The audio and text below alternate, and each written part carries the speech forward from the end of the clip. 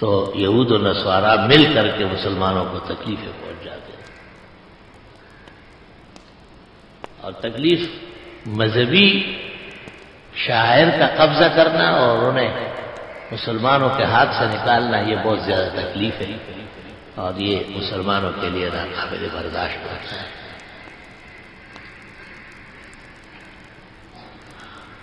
چلتے چلتے 5ویں صدی ہجری آئی، بلکہ 6ٹھی صدی ہجری شروع ہو گئی، اور نور الدین زنگی رحمت اللہ علیہ وہ بہت بڑے فاتح تھے. تواریخ میں لکھا ہے کہ 14 یہود اور نصارا بادشاہ ایک وقت میں اس نے زنجیر میں باندھ دیا، اور علماء سے پوچھتا تھا کہ کوئی صورت ایسی ہے کہ بیت المقدس ہمیں مل جائے.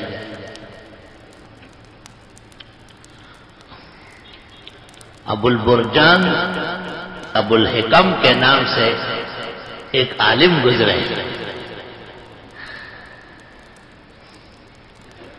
اور اس نے قرآن کریم سورۃ روم سے ان کو بیت المقدس کی فتح سمجھا دیا کہ اس صورت میں بیت المقدس کی فتح کا سال اور دن تاریخ سب موجود تھی. اور ایک شاعر نے پھر اس مضمون کو شعر میں بھی ڈالا ہے، وَفَتْحُ کا القلة الشہباء فی صبری مبشر بفتوح القدس فی رجبی. اردن کے اندر بلقاء میں ایک قلعہ ہے، اس کا نام شہباء ہے. عربی تاریخ میں بیت المقدس فتح کرنے کے لیے اس کا فتح ضروری ہوتا ہے. تو جب وہ قلعہ مسلمانوں نے فتح کیا تو عبد الرحمن ابو شامہ شعر کا نام ہے کہ آپ نے جو یہ شہباء کا قلعہ فتح کیا، اب رجب میں 583 ہجری ہوگی اور رجب کا مہینہ ہوگا. شعبان سے پہلے رجب ہوتا ہے، اور شعبان کے بعد رمضان شریف ہوتا ہے.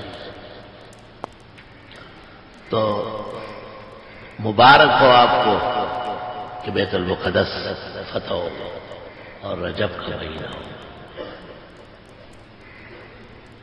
نور الدین زنگی کو اتنا سمجھایا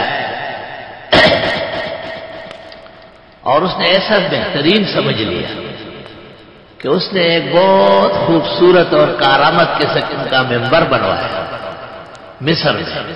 اس کی حکومت اور پایتخت مصر، کہ جب وہ سن آئے گا تو یہ ممبر وہاں بیت المقدس کو فتح کر کے اور ہم یہ ممبر وہاں رکھیں گے اور اس پر خطیب خود بنے. خدا کا کرنا یہ تھا کہ نور الدین زنگی رحمت اللہ علیہ کا انتقال پہلے ہونے والا. سامان 100 برس کا پل کی خبر نہیں، آگاہ اپنی موت سے کوئی بشر نہیں. کہتے ہیں کہ نور الدین زنگی بہت زیادہ چاو کو چوبند رہنا چاہتا ہے، اس کو آپ کہتے ہیں اسمارٹ رہنا چاہتا ہے. تو حکیم اور طبیبوں نے دوا بنائی، سفوف بنایا. اس سفوف کے کھانے سے ہی طاقت توانائی ایسی ہوتی تھی کہ وہ ہوا میں اڑتا.